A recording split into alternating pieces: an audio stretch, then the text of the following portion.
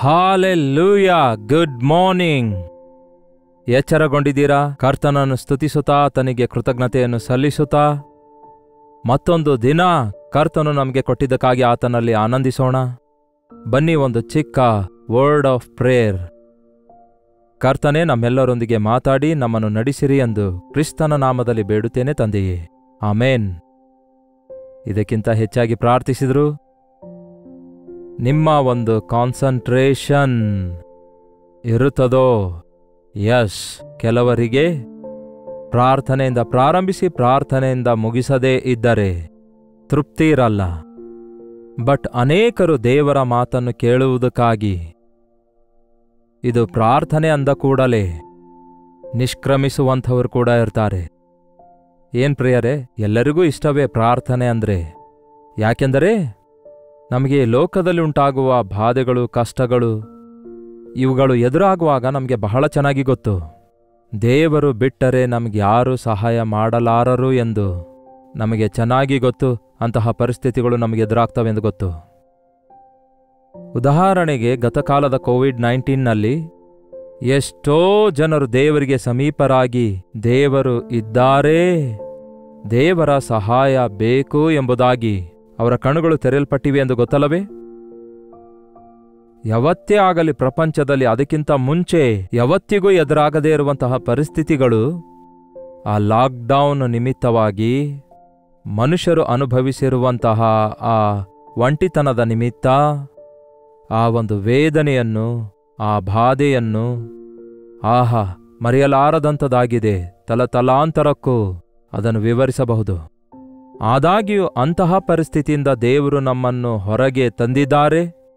ನಮ್ಮಲ್ಲಿ ಬಹಳಷ್ಟು ಜನ ದೇವರಿಗೆ ಸಮೀಪಸ್ಥರಾಗುವುದಕ್ಕಾಗಿ ದೇವರು ಆ ಸಮಯವನ್ನು ಉಪಯೋಗಿಸಿಕೊಂಡಿದ್ದಾರೆ. ಅದಕ್ಕಾಗಿ ದೇವರನ್ನು ಸ್ತುತಿಸುತ್ತೇನೆ. ಅದರಲ್ಲಿ ನೀವು ಇದ್ದೀರಲ್ಲವೇ?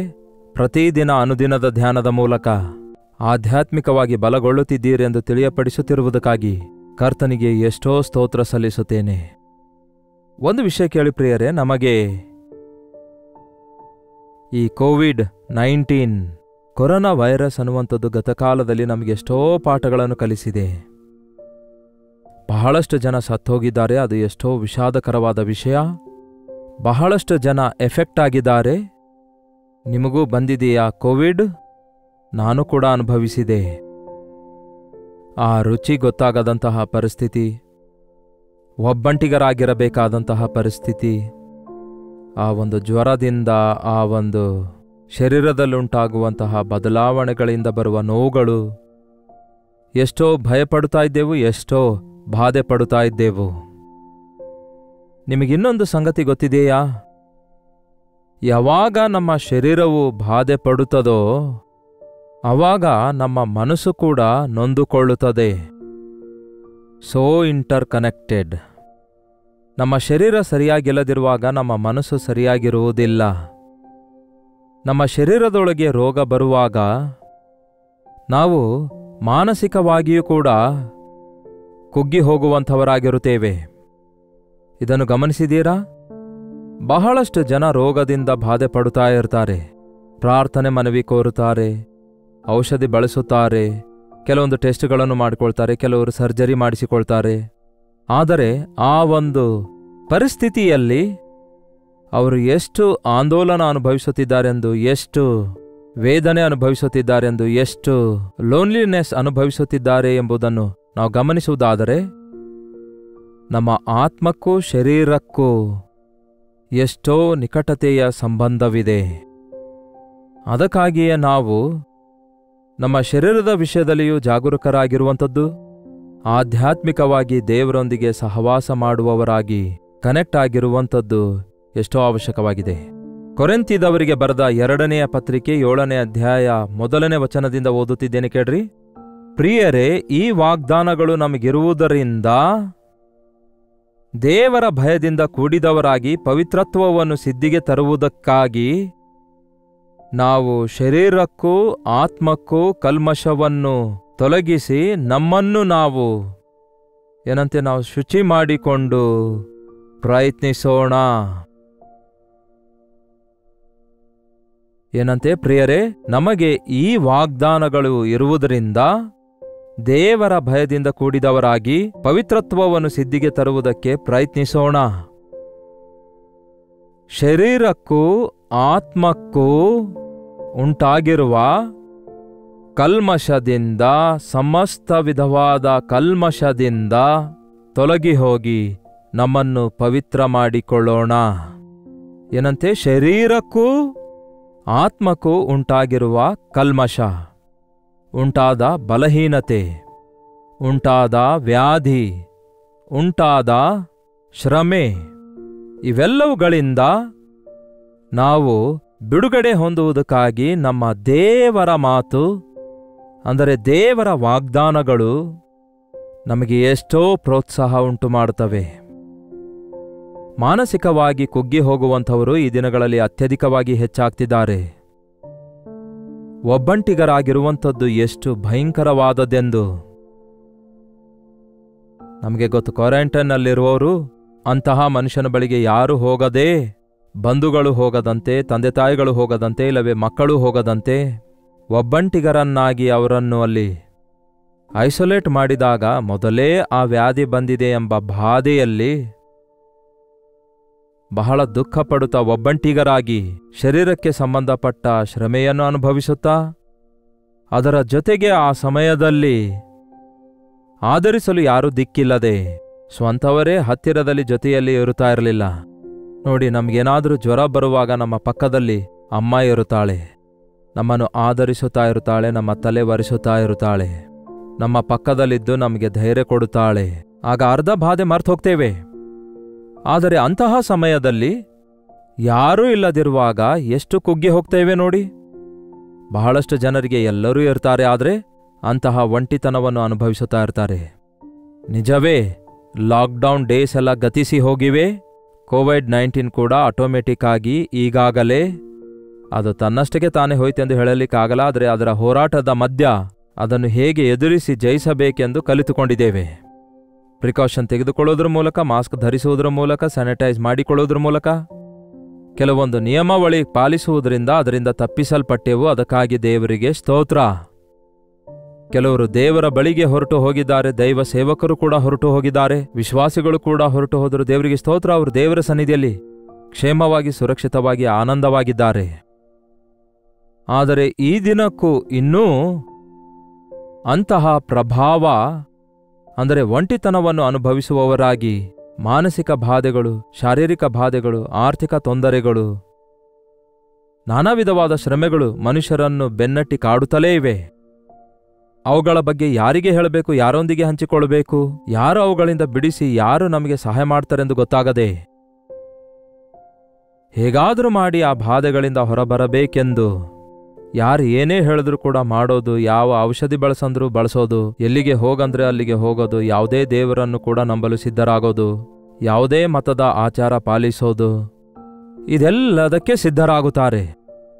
ಬಟ್ ನಿಜವಾಗ್ಲೂ ನೀವು ಯಾವ ಪ್ರಯಾಸವೇ ಪಡಲಾರದಂತೆ ಪ್ರತಿ ಮನುಷ್ಯನಿಗೆ ಬೇಕಾದಂತಹ ಸ್ವಸ್ಥತೆ, ಆದರಣೆ, ಬಿಡುಗಡೆ ಉಂಟು ಮಾಡುವುದಕ್ಕಾಗಿ ರೋಗದಿಂದ, ಒಂಟಿತನದಿಂದ, ಮಾನಸಿಕ ಬಾಧೆಗಳಿಂದ, ಲೋಕದ ಚಿಂತೆಯಿಂದ, ಶ್ರಮೆಗಳಿಂದ ಮಾನವ ಜಾತಿಯನ್ನು ವಿಮೋಚಿಸುವುದಕ್ಕೋಸ್ಕರ ನಮ್ಮ ಕರ್ತನಾದ ಯೇಸುಕ್ರಿಸ್ತನು ತನ್ನ ಸಿಂಹಾಸನವನ್ನು ಬಿಟ್ಟು ಈ ಭೂಮಿಗೆ ಇಳಿದು ಬರುವುದು ಮಾತ್ರವಲ್ಲದೆ, ಆತನು ನಮ್ಮ ಹಾಗೆಯೇ ಜೀವಿಸಿ ನಮ್ಮ ಎಲ್ಲಾ ಶೋಧನೆಗಳನ್ನು ಜಯಿಸಿ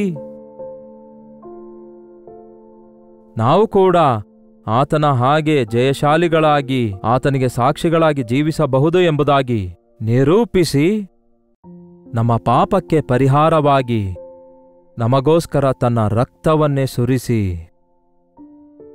ಪುನರುತ್ಥಾನನಾಗಿ ಎದ್ದು ಬಂದಿದ್ದಾರೆ. ಅಷ್ಟೇ ಅಲ್ಲ, ಯೇಸು ಸತ್ತು ಎದ್ದು ಬಂದು ನಾನು ಹೊರಟು ಹೋಗುತ್ತೇನೆ ಅಂದಾಗ ಶಿಷ್ಯರು ಬಹಳ ದಿಗುಲು ಪಡುತ್ತಾರೆ. ಸ್ವಾಮಿ, ನೀನಿಲ್ಲದಿದ್ರೆ ನಾವೇನಾಗಿ ಹೋಗ್ತೇವೆ? ನಿನ್ನನ್ನು ನಂಬಿ ಎಲ್ಲವನ್ನೂ ಬಿಟ್ಟು ಬಂದಿದ್ದೇವಲ್ಲವೇ ಎನ್ನುವಷ್ಟು ಬಾಧೆ ಪಡ್ತಾರೆ. ಅದಕ್ಕೆ ಯೇಸು ಅವರಿಗೆ ಹೇಳ್ತಾರೆ, ನಾನು ನಿಮ್ಮನ್ನು ಅನಾಥರನ್ನಾಗಿ ಬಿಡೋದಿಲ್ಲ, ನಾನು ಹೊರಟು ಹೋಗಿ ಆದರಣೆಯ ಕರ್ತನನ್ನು ನಿಮ್ಮ ಮಧ್ಯದಲ್ಲಿ ಕಳಿಸುತ್ತೇನೆ ಎಂದು ಹೇಳಿದ ರೀತಿಯಲ್ಲಿಯೇ ಮೇಲಿನಿಂದ ಇಳಿದು ಬಂದಿರುವ ಪವಿತ್ರಾತ್ಮ ಶಕ್ತಿಯನ್ನು ಹೊಂದಿರುವ ಆ ದಿನದ ಅಪೊಸ್ತಲರು ಎಷ್ಟೋ ಧೈರ್ಯವುಳ್ಳವರಾಗಿ ಎಷ್ಟೋ ಸಾಹಸ ಕಾರ್ಯಗಳನ್ನು ಮಾಡ್ತಾರೆ. ಎಷ್ಟೋ ಜನರ ಆತ್ಮಗಳನ್ನು ನರಕದಿಂದಲೂ ನರಕದ ಉರುಳಿನಿಂದಲೂ ಸೈತಾನನ ಉರುಳಿನಿಂದಲೂ ಸೈತಾನನ ಬಂಧನದಿಂದಲೂ ಬಿಡಿಸುತ್ತಾರೆ. ಯಾವ ರೀತಿಯಾಗಿ ಯೇಸು ಕ್ರಿಸ್ತನ ನಾಮದಲ್ಲಿ ಅದ್ಭುತ ಮಹತ್ ಕಾರ್ಯಗಳನ್ನು ಮಾಡಿದರು ಎನ್ನುವಂಥದ್ದು ಈ ದಿನಕ್ಕೂ ಕೂಡ ಅವರು ಪ್ರಾರಂಭಿಸಿರುವ ಸೇವೆ ಮುಂದುವರಿಯುತ್ತಾ ದೇಶ ವಿದೇಶದಲ್ಲಿದ್ದವರು ಕೂಡ ಯಾವುದೇ ಜಾತಿ ಮತ ಭೇದ ಇಲ್ಲದಂತೆ. ಹೌದು ಪ್ರಿಯರೇ, ಕೊರೋನಾ ವೈರಸ್ ಬಂದಾಗ ಯಾವುದೇ ಜಾತಿ ಕುಲ ಮತ ದೇಶ ಎಂಬ ವ್ಯತ್ಯಾಸ ತೋರಿಸಿದೆಯಾ ಆ ವ್ಯಾಧಿ? ಎಲ್ಲಿದ್ರೂ ಕೂಡ ಪ್ರಪಂಚವೆಲ್ಲ ಒಂದೇ ಸಾರಿ ಒಂದೇ ಒಂದು ವಿಧವಾದ ಪ್ಯಾಂಡಮಿಕ್ನಿಂದ ಬಾಧೆ ಪಟ್ಟಿದೆ. ನಾವು ಕಣ್ಣಾರೆ ಅದನ್ನು ನೋಡಿದ್ದೇವೆ. ಪ್ರಪಂಚದಲ್ಲಿ ಯಾವುದೇ ಜಾತಿ ಯಾವುದೇ ಕುಲ ಯಾವುದೇ ದೇಶದವರಾಗಿರಲಿ ಪಾಪವು ಕೊಡುವ ಸಂಬಳವಾಗಿರುವ ಮರಣವನ್ನು ಅನುಭವಿಸಬೇಕೆಂದು, ಪ್ರತಿಯೊಬ್ಬರು ಮರಣ ಹೊಂದಬೇಕೆಂದು, ಮರಣ ಹೊಂದುತ್ತಾರೆಂದು ಮತ್ತೊಂದು ಸಾರಿ ನಮ್ಮ ಕಣ್ಣಾರೆ ನೋಡಿದೆವು. ಅಂತಹ ಸಮಯದಲ್ಲಿಯೂ ಕೂಡ ನಾವು ದೇವರನ್ನು ನಂಬುವುದಾದರೆ, ಆತನ ವಾಗ್ದಾನಗಳನ್ನು ನಂಬುವುದಾದರೆ, ಆ ಯೇಸು ಯಾವುದೇ ದೇಶದವನಿಗಾಗಲಿ ಯಾವುದೇ ಭಾಷೆ ಆಡುವವನಿಗಾಗಲಿ ಯಾವುದೇ ಕುಲ ಯಾವುದೇ ಜಾತಿ ಯಾವುದೇ ಸ್ಥಳದಲ್ಲಿದ್ದಂಥವನನ್ನು ಬಿಡಿಸಲು ಸಮರ್ಥನಾಗಿದ್ದಾರೆ. ಸರಿ, ನಾನು ಹೇಳ್ತಲೇ ಹೋಗ್ತಾ ಇದ್ದೇನೆ, ನೀವು ಕೇಳ್ತಾ ಇದ್ದೀರಿ. ದೇವರಿಗೆ ಸ್ತೋತ್ರ. ಒಂದು ಸಾರಿ ನಿಮ್ಮ ಸಂಗತಿ ಹೇಗಿದೆ ಹೇಳ್ರಿ. ಪ್ರಸ್ತುತವಾಗಿ ನೀವು ಯಾವುದಾದ್ರೂ ಶರೀರ ಬಾಧೆಯಲ್ಲಿ ಒಳಗಾಗಿದ್ದೀರಾ? ಅನಾರೋಗ್ಯದಲ್ಲಿದ್ದೀರಾ? ಸರಿ, ಈ ದಿನ ಪ್ರತಿಯೊಬ್ಬರಿಗೂ ಹೌದಲ್ಲವೇ ಹೈಪರ್ ಟೆನ್ಷನ್, BP, ಡಯಾಬಿಟಿಕ್ ಪೇಷಂಟ್ಸ್ಗಳಾಗಿ ಅಂದರೆ ಶುಗರ್ ಸರ್ವಸಾಧಾರಣ ಆಗ್ಬಿಟ್ಟಿದೆ. ಇನ್ನೊಂದು ಥೈರಾಯ್ಡ್ ಕೂಡ ಬಂದಿದೆ. ಇವುಗಳು ಕೂಡ ಚಿಕ್ಕದಾಗಿ ಪ್ರಾರಂಭಗೊಂಡು ಅವುಗಳ ಮುಖಾಂತರ ಕಂಟಿನ್ಯೂಸ್ ಆಗಿ ಎಷ್ಟೋ ಜನರು ನಾನಾ ವಿಧವಾದ ತೊಂದರೆಗಳಿಗೆ ಒಳಗಾಗ್ತಿದ್ದಾರೆ. ಅಷ್ಟು ಮಾತ್ರವಲ್ಲ, ಈ ದಿನಕ್ಕೂ ಕೂಡ ಘೋರವಾದ ವ್ಯಾಧಿಗಳು ಮುಂದುವರಿಯುತ್ತಲೇ ಇವೆ. ಕ್ಷಯರೋಗ, ಏಡ್ಸ್ ರೋಗ ಆ್ಯಂಡ್ ಕುಷ್ಠರೋಗ. ಪ್ರಸ್ತುತಕ್ಕೆ ಅದು ಕಡಿಮೆ ಆಗಿರ್ಬೋದು ಬಿಡಿ, ಬಟ್ ಈ ದಿನಗಳಲ್ಲೂ ಬಹಳವಾಗಿ ವಿಸ್ತರಿಸುವಂಥದ್ದೇನೆಂದರೆ ಕ್ಯಾನ್ಸರ್. ಎಷ್ಟೋ ಫಾಸ್ಟ್ ಆಗಿ first stage, second stage, third stage ದಾಟಿ ಹೋಗಿ ಫೋರ್ತ್ ಸ್ಟೇಜ್ಗೆ ಬಂದ ನಂತರವೇ ಕೆಲವರಿಗೆ ನನಗೆ ಕ್ಯಾನ್ಸರ್ ಬಂದಿದೆ ಎಂದು ಗೊತ್ತಾಗುವ ಪರಿಸ್ಥಿತಿಯಲ್ಲಿರೋದು. ಗೊತ್ತಾದ ಮರುಕ್ಷಣದಿಂದ ಕುಗ್ಗಿ ಹೋಗೋದು. ಇನ್ನು ಅದಕ್ಕೆ ಟ್ರೀಟ್ಮೆಂಟ್ ಇಲ್ಲದಂತಹ ರೀತಿಯಲ್ಲಿ ತ್ವರಿತವಾಗಿ ಆ ವ್ಯಾಧಿ ವಿಸ್ತರಿಸಿ ಕೆಲವರು ಮರಣಕ್ಕೆ ಗುರಿಯಾಗುವುದನ್ನು ಕೂಡ ನಾವು ನೋಡ್ತೇವಲ್ಲವೇ. ಒಂದು ಮನೆಯಲ್ಲಿ ಒಬ್ಬರಿಗೆ ವ್ಯಾಧಿ ಬಂದ್ರೆ ಆ ಮನೆಯವರೆಲ್ಲರೂ ಕುಗ್ಗಿ ಹೋಗ್ತಾರಲ್ಲವೇ. ಮಾನಸಿಕ ಒತ್ತಡಕ್ಕೆ ಗುರಿಯಾಗುವುದನ್ನು ನೋಡ್ತೇವಲ್ಲವೇ.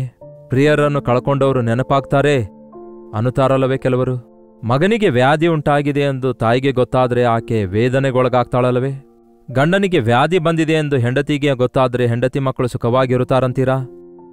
ನಮ್ಮ ಶಾರೀರಿಕ ಬಾಧೆಗಳು ನಮ್ಮ ಆತ್ಮಕ್ಕೂ ಕೂಡ ಎಫೆಕ್ಟ್ ಮಾಡುತ್ತವೆ ಮತ್ತು ನಮ್ಮ ಮನಸ್ಸಿಗೂ ಕೂಡ ಅವು ತಾಕುತ್ತವೆ. ನಾವು ಒಂದು ರೀತಿಯಲ್ಲಿ ಮಾನಸಿಕವಾಗಿ ಕುಗ್ಗಿ ಹೋಗುತ್ತೇವೆ ಎನ್ನುವಂಥದ್ದು ನಾವು ಗುರುತಿಸುತ್ತೇವೆ. ಈ ದಿನ ನಾನು ಹೇಳಲಿಚ್ಛಿಸೋದೊಂದೇ, ಈ ವಾಗ್ದಾನಗಳು ನಮಗಿರುವುದರಿಂದ. ಯಾವ ವಾಗ್ದಾನಗಳು? ನಿಮ್ಮನ್ನು ಸ್ವಸ್ಥಪಡಿಸುವ ಯೆಹೋವನು ನಾನೇ,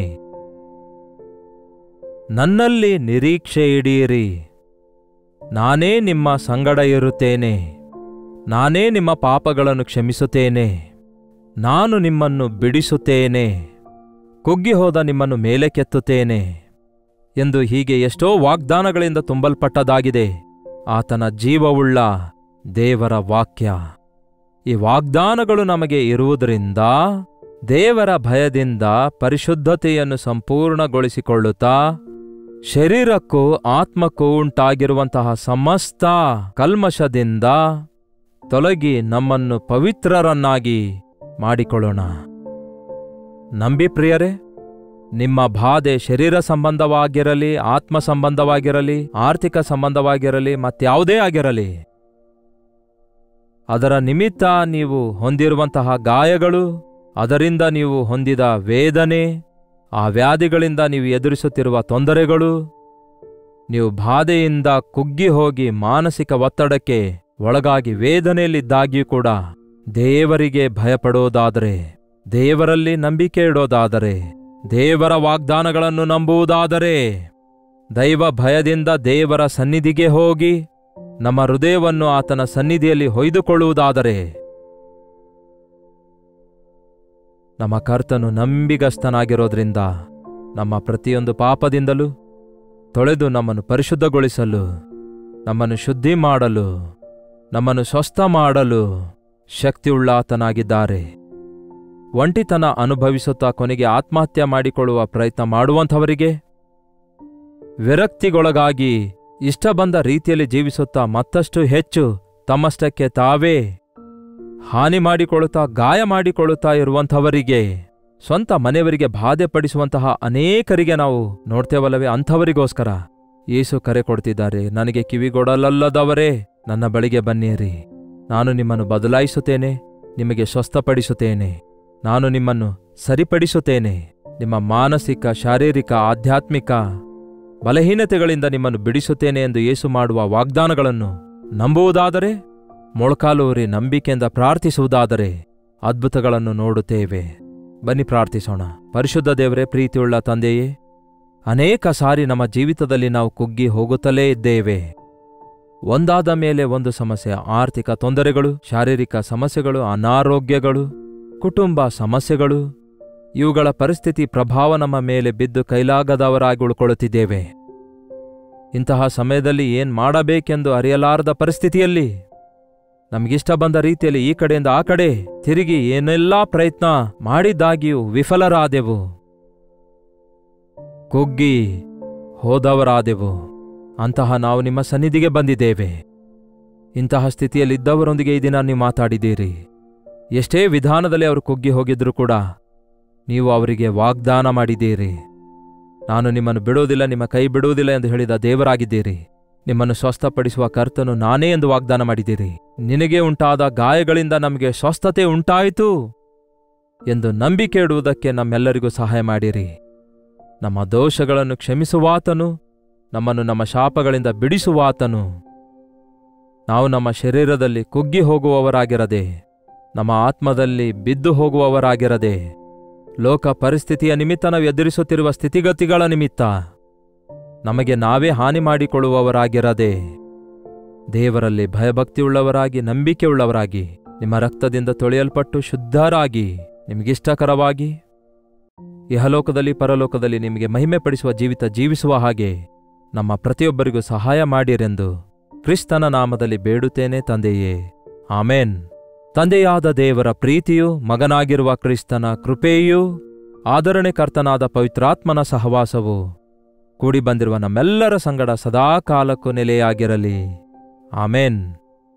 ದೇವರಿಗೆ ಸ್ತೋತ್ರ, ದೇವರಿಗೆ ಸ್ತೋತ್ರ. ನಿಮ್ಮ ಪ್ರಾರ್ಥನಾ ಮನವಿಗಳನ್ನು 8939731313 ನಂಬರ್ಗೆ ಒಂದು ಟೆಕ್ಸ್ಟ್ ಇಲ್ಲವೇ ವಾಯ್ಸ್ ಮೆಸೇಜ್ ಮೂಲಕ ವಾಟ್ಸಪ್ ಕಳಿಸಿರಿ. ನಿಮ್ಮೆಲ್ಲರಿಗೋಸ್ಕರ ನಾವು ತಪ್ಪದೆ ಪ್ರಾರ್ಥಿಸ್ತಿದ್ದೇವೆ.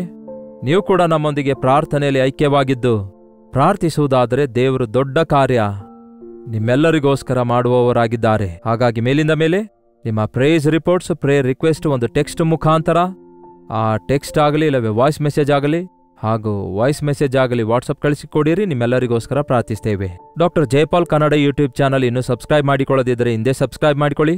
ನೀವು ಎಲ್ಲಿಂದ ಈ ಕಾರ್ಯಕ್ರಮ ವೀಕ್ಷಿಸುತ್ತಾ ಇದ್ದೀರಿ ಎಂದು ಲೈವ್ ಚಾಟ್ನಲ್ಲಿ ಬಂದು ನಿಮ್ಮ ಹೆಸರು, ಊರನ್ನು ಟೈಪ್ ಮಾಡುವುದನ್ನು ದಯವಿಟ್ಟು ಮರೆಯಬೇಡಿ. ನೀವಿದನ್ನು ವೀಕ್ಷಿಸಿ ಆಶೀರ್ವಾದ ಹೊಂದಿರುವುದಾದರೆ ಇತರರಿಗೂ ಕೂಡ ಶೇರ್ ಮಾಡಿರಿ.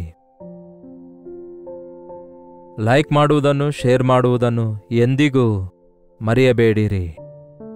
ಕರ್ತನ ಚಿತ್ತವಿರುವುದಾದರೆ ಮತ್ತೆ ನಾಳೆ ಇದೇ ಅನುದಿನದ ಧ್ಯಾನ ಎಂಬ ಕಾರ್ಯಕ್ರಮದಲ್ಲಿ ಭೇಟಿಯಾಗೋಣ. ಅಲ್ಲಿವರೆಗೂ ದೇವರ ಮಹಾಕೃಪೆ ನಿಮ್ಮೆಲ್ಲರೊಂದಿಗಿರಲಿ.